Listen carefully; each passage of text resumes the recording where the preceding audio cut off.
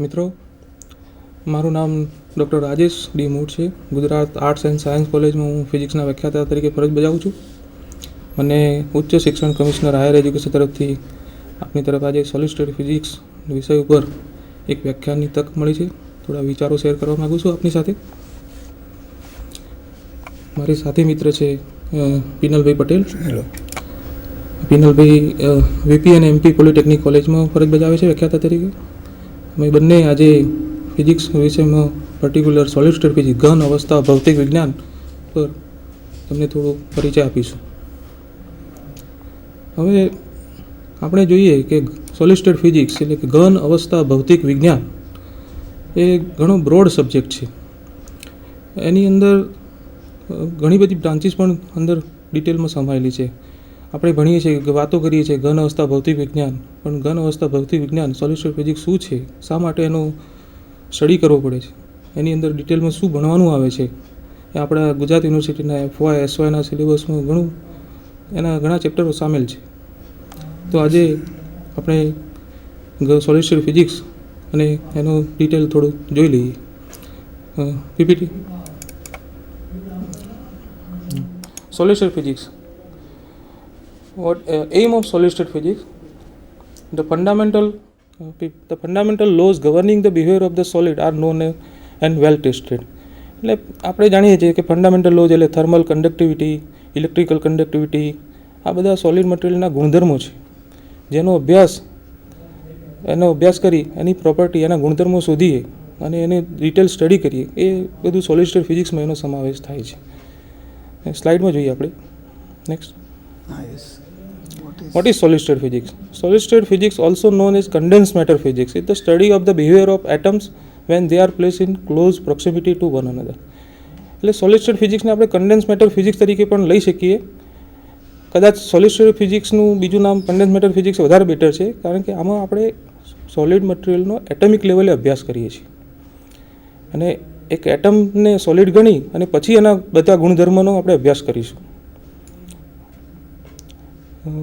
અને એટમિક લેવલે આપણે જઈએ તો એ બધા જ ગુણધર્મો, બધા જ લો એ લિક્વિડ અને સોલિડ ગેસને પણ એપ્લાય કરી શકાય છે. દાખલા તરીકે મેટરના 3 સ્વરૂપો છે, પદાર્થના 3 સ્વરૂપો છે, એનું ગેસ, લિક્વિડ અને સોલિડ.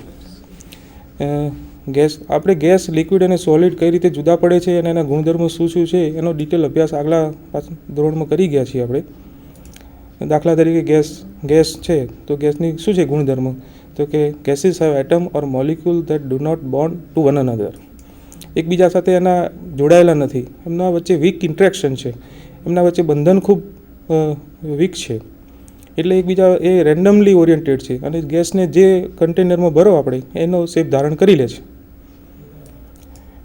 નેક્સ્ટ. એની જે અણુઓની ગોઠવણી છે એ ધારો કે આર્ગોન ગેસ લઈએ આપણે, મોનોએટોમિક ગેસ, તો જુઓ છૂટી છવાઈ છે અને રેન્ડમલી ઓરિએન્ટેડ છે, એના વચ્ચે કોઈ બંધન નથી. કોઈ જ્યારે જો બંધન ઉર્જા હોય એમની તો એ બહુ નજીકથી જોડાયેલા હોય. એના પછી લિક્વિડ અને લિક્વિડ ક્રિસ્ટલ જોઈએ તો similar to gases, liquid have not any atomic or molecular order.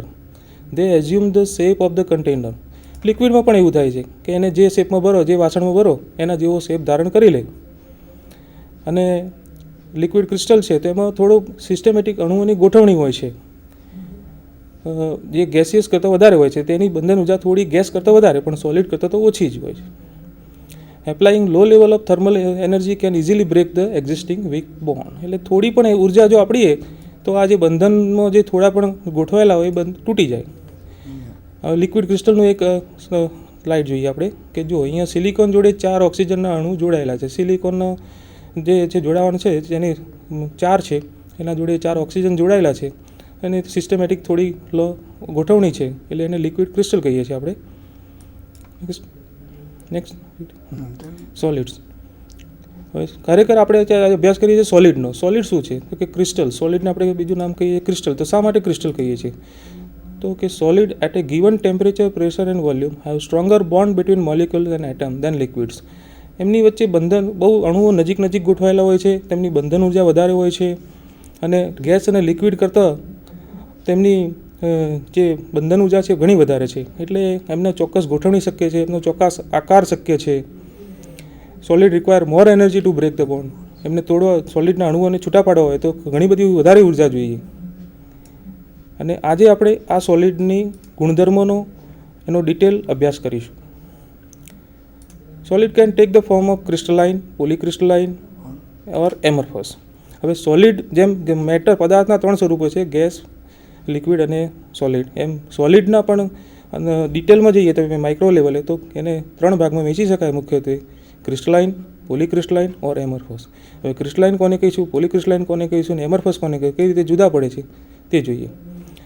તો કે સોલિડ મટીરિયલ છે એ ક્રિસ્ટલાઇન, પોલીક્રિસ્ટલાઇન અને એમરફસ. તમે ફોટોગ્રાફમાં પણ જોઈ શકો છો કે ક્રિસ્ટલાઇન મટીરિયલ સિંગલ ક્રિસ્ટલનો ફોટોગ્રાફ આપેલો છે. પછી બીજા જે સેકન્ડ છે પોલીક્રિસ્ટલાઇન છે, એમાં એક અથવા એકથી વધારે ક્રિસ્ટલ, સિંગલ ક્રિસ્ટલ એકબીજાની અંદર મર્જ થયેલા જોવા મળશે. એટલે એમાં એવું તમે એક સેપરેટ એક સિંગલ ક્રિસ્ટલ જુદો નહીં પાડી શકો તમે. જ્યારે એમરફસ તો એક પાવડર સ્વરૂપ જેવું છે, તેમાં કોઈ એવો શેપ કે લોંગ રેન્જ એનો ઓર્ડર, એને અણુની ગોઠવણી ચોક્કસ નથી હોતી. Crystalline solid. Crystalline solid is the solid form of substance in which the atoms or molecules are arranged in a definite repeating pattern in 3 dimensions. 3 પરિમાણમાં અણુઓની, પરમાણુઓની રેગ્યુલર ગોઠવણી અને ચોક્કસ સિસ્ટમેટિક ગોઠવણી, એને આપણે ક્રિસ્ટલાઇન સોલિડ કહીશું. સિંગલ ક્રિસ્ટલમાં આ 3 ડાયમેન્શનલ સ્પેસમાં થ્રુઆઉટ ધ સોલિડ એક ચોક્કસ ગોઠવણી હોય છે. જ્યારે પોલીક્રિસ્ટલાઇનમાં થોડાક લિમિટેડ અંતર સુધી ચોક્કસ ગોઠવણી હોય છે. તમે જોઈ શકશો ક્રિસ્ટલાઇનમાં અહીંયા કે છેક સુધી તમે અહીંયા અણુઓની ગોઠવણી, ચોક્કસ ગોઠવણી. જે આપણે પહેલું એક્ઝામ્પલ લઈ હતું સિંગલ ક્રિસ્ટલનું, એની ઇન્ટરનલ ગોઠવણી બાજુમાં આ રેડ કલરનું જે પિક્ચર બતાવ્યું છે ક્રિસ્ટલાઇન સોલિડ, એ તમને એના પરથી ખ્યાલ આવશે કે અંદરની ઇન્ટરનલ ગોઠવણી આવી હોય છે. અને વધારે ડિટેલમાં જઈએ તો તમે ત્રીજું પિક્ચર જુઓ, એમાં અણુઓ કેવી રીતે ગોઠવાયેલા છે એ દેખાડ્યું છે.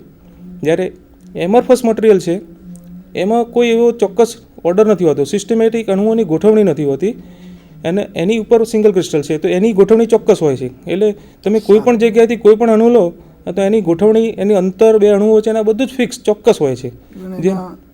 એના એજ બી શાર્પ હોય છે. હા, તો સાચી વાત છે વિનલભાઈ, કે એની તમે એજ જુઓ, એનો આકાર જુઓ, શેપ જુઓ, તો એ બધું તમે ચોક્કસ પ્રી ડિફાઇન કરી શકો. સિસ્ટમેટિક ગોઠવણી છે સિંગલ ક્રિસ્ટલમાં. જ્યારે એમરફસનું તો આપણે ઉદાહરણ લઈએ આપણે તો કે સંઘજીરું આપણે વ્યવહારમાં વાપર્યો છે, પાવડર વાપર્યો છે, તમે ફિલિંગ કરો તો એકદમ લીછું લાગે તો એ પણ કહી શકાય કે એમરફસ છે મટીરિયલ. અને ક્રિસ્ટલાઇનને હાથમાં લો તો તમને હાથમાં ફિલિંગ ખૂંચે, તમને એવું લાગે કે જાણે આપણે કંઈક કણાની જેમ ખૂંચી રહ્યું છે, તો એ ક્રિસ્ટલાઇન મટીરિયલ એક બેઝિક કહી શકાય એમ. એનાથી સામાન્ય રીતે કહી શકાય, એનાથી કન્ફર્મેશન ના મેળવી શકાય. કન્ફર્મેશન માટે તમારે આગળ એનો અભ્યાસ કરવો પડે મટીરિયલનો. વ્યવહારમાં કેટલા બધા મટીરિયલ મળે છે તો એના ગુણધર્મોનો અભ્યાસ કરી એની ડિટેલ જાણીએ તો એનો ઉપયોગો જાણી શકીએ આપણે. તો પોલીક્રિસ્ટલાઇન મટીરિયલ શું છે, એ ક્રિસ્ટલાઇન જ છે, પણ એમાં ઘણા બધા ક્રિસ્ટલ એકસાથે ભેગા થયેલા જોવા મળે તમને. એટલે polycrystal is a material made up of an aggregate of many small single crystals. એટલે ઘણા બધા સિંગલ ક્રિસ્ટલ ભેગા થઈ અંદર જોડાયેલા, એકબીજામાં જાણે ઉગી નીકળતા હોય ને એવું. તમે જો માઇક્રો લેવલે જુઓ ટેલિસ્કોપમાં તો તમને એવું લાગે કે એકની અંદરથી બીજો નીકળે, બીજાની અંદર બીજો. એનો એટલે એક થોડાક અંતર સુધી અંદર એમને ચોક્કસ તમને સિસ્ટમેટિક ગોઠવણી જોવા મળે, પણ પછી આગળ જતાં એ ડિસ્ટર્બ થઈ જાય, એ પછી પાછો બીજો ઓર્ડર જોવા મળે. તો જ્યાંથી એ શેપ બદલાય એને કહેવાય છે ગ્રેઇન બાઉન્ડ્રી. આપણે સ્લાઇડમાં બતાવી શકીએ. જો તમે અહીંયા જોઈ શકીએ જો કે પોલીક્રિસ્ટલાઇનની ખાસિયત શું છે, તો કે this region are called as grains domains and are separated from one another by grain boundaries. The grain are usually 100 nanometer to 100 micron in diameter. તો કે એ અંતર કેટલું હોય છે કે જે સિસ્ટમેટિક ગોઠવણી અણુઓની હોય છે એ અંતર કેટલું, તો કે 100 nanometer to 100 micron in diameter. ત્યાં સુધી ચોક્કસ ગોઠવણી, પાછી ગોઠવણી બદલાઈ જાય. જ્યારે પોલીક્રિસ્ટલ જે છે 10 નેનોમીટર કરતાં ઓછી રેન્જના હોય તો એમાં એને નેનો ક્રિસ્ટલાઇન કહે છે. અહીંયા તમે જોઈ શકશો પોલીક્રિસ્ટલાઇન સોલિડનું એક પિક્ચર બતાવ્યું છે. તો એમાં જે બ્લુ કલરનું પિક્ચર છે એમાં થોડીક રેન્જ સુધી તમને ચોક્કસ ગોઠવણી જોવા મળશે, વળી પાછી બાયની બાજુમાં ગોઠવણી બદલાઈ જાય છે. તો એક જે ગ્રેન બાઉન્ડ્રી છે એક ઇમેજનરી કોન્સેપ્ટ છે, પણ એ એવું બતાવે છે કે જ્યાંથી એનો ઓરિએન્ટેશન બદલાય છે, એનો આકાર બદલાય છે, ત્યાંથી એ બોર્ડરને ગ્રેન બાઉન્ડ્રી કહેવામાં આવે છે. તમે જોશો કે અહીંયા શેપ બીજી ફિગરમાં બ્લેક છે બતાવી છે લાઇન ગ્રેન બાઉન્ડ્રી. એ શું છે કે ઘણા બધા સિંગલ ક્રિસ્ટલ ભેગા મર્જ થયેલા છે અને દરેક ક્રિસ્ટલ પોતાનો ચોક્કસ આકાર, પોતાનો ચોક્કસ શેપ ધરાવે છે અને પછી એની બોર્ડર ગેઇન બાઉન્ડ્રીથી એનો શેપ બદલાઈ જાય છે. અને પિક્ચરમાં અહીંયા પાયરાઇટ ક્રિસ્ટલનું બતાવ્યું છે ક્રિસ્ટલ, એ પોલીક્રિસ્ટલાઇન છે. એમાં 2-3 ક્રિસ્ટલ બધા મર્જ થયેલા છે, એક સિંગલ ક્રિસ્ટલ અલગ નથી એમ. એટલે નહીંતર તો શું થાય કે બ્લુ કલરમાં જે દેખાય છે ગોઠવણી એ સિસ્ટમેટિક આખા યુનિટ સેલમાં એક જ પ્રકારની ગોઠવણી હોય, પણ એવું નથી અહીંયા, એટલે એને પોલીક્રિસ્ટલાઇન કહે છે. જ્યારે એમરફસ મટીરિયલ લઈએ તો એને નોન ક્રિસ્ટલાઇન કહેવામાં આવે છે કે solid is compose of randomly oriented atoms, ions or molecule that do not form the defined pattern or lattice structure. એની ગોઠવણી ગમે તેમ હોય છે, રેન્ડમ ઓરિએન્ટેશન હોય છે, આડાવડા ગોઠવાયેલા હોય છે. તમને જાણે કે લિક્વિડ જીમમાં જે ગોઠવણી હોય ને એ ટાઈપનું થોડું લાગે. Amorphous material is have order only within a few atomic or molecular dimension. Amorphous material do not have any long range order, but they have varying degrees of short range order. એટલે મેં તમને કીધું એમ એ જ રીતે કે એમાં બહુ short range order હોય છે, અમુક અંતર થોડાક જ અંતર સુધી કંઈક દેખાય, થોડું ઘણું વળી પાછું બદલાઈ જાય વળી. એટલે એમરફસ મટીરિયલની જો ગુણધર્મોનો અભ્યાસ કરવો હોય તો એ થોડું અઘરું છે. આપણે સિંગલ ક્રિસ્ટલ અથવા પોલીક્રિસ્ટલના ગુણધર્મોનો અભ્યાસ જલ્દીથી કરી શકીએ, કારણ કે એમાં ચોક્કસ ગોઠવણી હોય છે, તો એના આધારે આપણે કંઈક અનુમાનો તારવી શકીએ. અહીંયા જુઓ તમને એક પિક્ચર બતાવ્યું છે, એમાં જોઈ શકીએ છીએ કે શોર્ટ રેન્જ બધું આડાવડા અણુઓ ગોઠવાયેલા છે. એમરફસનું જે પિક્ચર હતું એનું ઇન્ટરનલ સ્ટ્રક્ચરનો અભ્યાસ કરીએ તો સેકન્ડ ફિગર, અને એનું વધારે માઇક્રો લેવલે જઈએ તો તમને જે ગોઠવણી દેખાશે બ્લુ અને રેડ કલરના જે બોન્ડિંગ બતાવ્યા છે એ ટાઈપની ગોઠવણી હોય છે. એમરફસ સિલિકોન અહીંયા એક્ઝામ્પલ તરીકે લીધેલું છે, તો કે amorphous silicon can be use in solar cells and thin film transistor વાપરીએ છીએ એમાં, પણ એમાં ચોક્કસ અણુઓની ગોઠવણી હોતી નથી. આમ આપણે 3 જ વસ્તુ જોઈ સોલિડના, સિંગલ ક્રિસ્ટલ, પોલીક્રિસ્ટલ અને એમરફસ. હવે આપણે 1 બાય 1 એનો ડિટેલ અભ્યાસ જોઈએ કે સિંગલ ક્રિસ્ટલ શું છે, પોલીક્રિસ્ટલાઇન શું છે અને એમરફસ શું છે. તો સિંગલ ક્રિસ્ટલ બહુ મહત્ત્વની વસ્તુ છે આપણી જોડે. A single crystal solid is a material in which the crystal lattice of the entire sample is continuous and unbroken. એટલે આખા જ મેં તમને ફરીથી કહું છું કે 3 ડાયમેન્શનમાં અણુઓની ગોઠવણી ચોક્કસ અને રિપીટેડલી ચોક્કસ ગોઠવણી હોય છે. આખા એન્ટાયર સેમ્પલમાં એ વસ્તુ જોવા મળે તમને. તો અહીંયા જોઈ શકશો તમે સિંગલ ક્રિસ્ટલનો એક ફોટોગ્રાફ આપ્યો છે, બ્લુ કલરનો જે દેખાય ફર્સ્ટ ફોટોગ્રાફ, બાકીના બી સેકન્ડમાં પણ તમને દેખાશે, એ સિંગલ ક્રિસ્ટલ છે. The what is crystallography? તો ક્રિસ્ટલોગ્રાફી અને સોલિડ સ્ટેટ કઈ રીતે રિલેટેડ છે, ક્રિસ્ટલોગ્રાફીમાં શું કરવામાં આવે છે? તો the branch of science that deals with the geometric description of crystals and there internal arrangement. એટલે કે આ સિંગલ ક્રિસ્ટલની ભૌમિતિક રચનાનો અભ્યાસ કરી, અંદર અણુઓની ગોઠવણી કેવી રીતે થયેલી છે, એની ઇન્ટરનલ અરેન્જમેન્ટ કેવી છે, આ બધો જો ડિટેલ માઇક્રોસ્કોપિક લેવલે જેનો અભ્યાસ કરીએ અને એ અભ્યાસ કરી અને એની અણુઓની ગોઠવણી શોધી કાઢીએ, એનો શેપ કેવો છે, આકાર કેવો છે, અને એની તમે તેના ગુણધર્મોનો અભ્યાસ કરીએ, આ બધું આપણે ક્રિસ્ટલોગ્રાફીમાં આવે છે.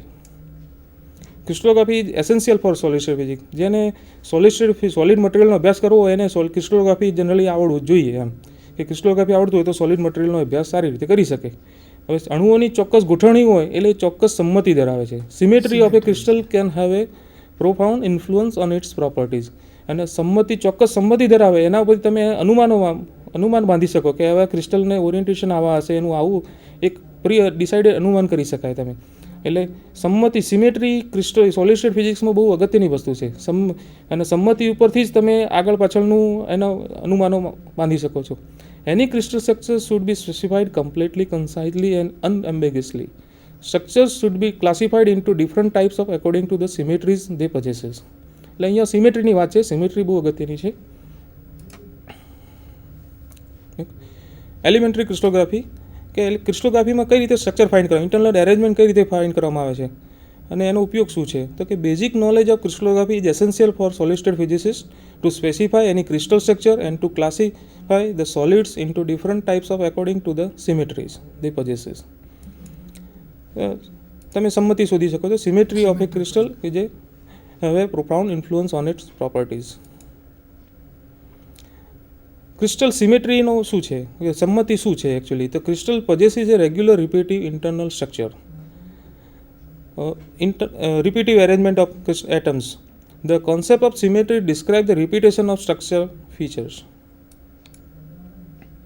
Crystal symmetry, the general types of symmetry, સંમતિ જેને કહે છે આપણે કે સિમેટ્રી શું છે, તો એનો સિમેટ્રીની ઘણીવાર વાતો કરીએ છીએ. આપણે વ્યવહારમાં પણ સિમેટ્રી જોઈએ છીએ કે વ્યવહારમાં પણ સિમેટ્રી હોય તો તમને લાગે મિરર, આપણો મિરર એક બેસ્ટ એક્ઝામ્પલ છે. અરીસો આપણે ઊભા રહીએ, આપણી સામે આપણા પ્રતિબિંબ દેખાય તો એ આપણું એ સિમેટ્રી બતાવે છે. તો ટ્રાન્સલેશન સિમેટ્રી અને પોઈન્ટ ગ્રુપ સિમેટ્રી, આ બે એક ટ્રાન્સલેશન સિમેટ્રી અને પોઈન્ટ ગ્રુપ સિમેટ્રી, આ મુખ્યત્વે બે સિમેટ્રી જોવા મળે છે વ્યવહારમાં. તો ટ્રાન્સલેશન સિમેટ્રી શું છે અને પોઈન્ટ ગ્રુપ સિમેટ્રી શું છે? તો translation symmetry describe the periodic repetition of a structural feature across a length or through an area or volume. એટલે એક ક્રિસ્ટલાઇન સોલિડ છે, એની એક કોઈ લેન્થથી અથવા તો એના વોલ્યુમથી એની રિપીટિવ એરેન્જમેન્ટ જોવા મળે. તમે અહીંયા બેસ્ટ એક્ઝામ્પલ તમને અહીંયા પિક્ચરમાં બતાવીએ છીએ સ્લાઇડમાં.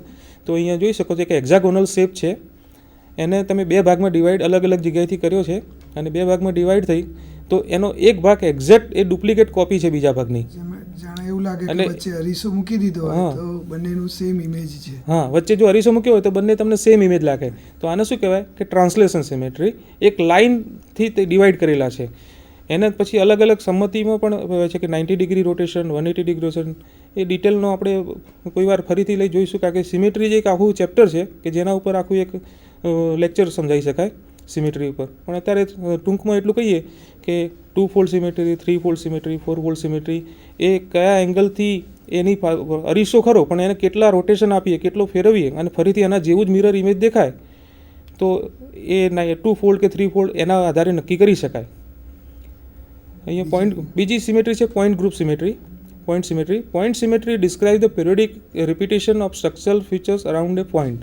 એટલે અહીંયા પિક્ચરમાં જો બતાવ્યું છે કે એક પોઈન્ટથી તમે જુઓ તો બધી જ બાજુ સરખી દેખાશે તમને. મિડલમાં જે પિંક કલરનું પોઈન્ટ છે ત્યાંથી બધી બાકીનું બોન્ડિંગ છે તો તમે મિરર જેવું દેખાશે કે જે ઉપર છે એવું નીચે છે, સાઈડમાં છે એવું બાજુમાં છે.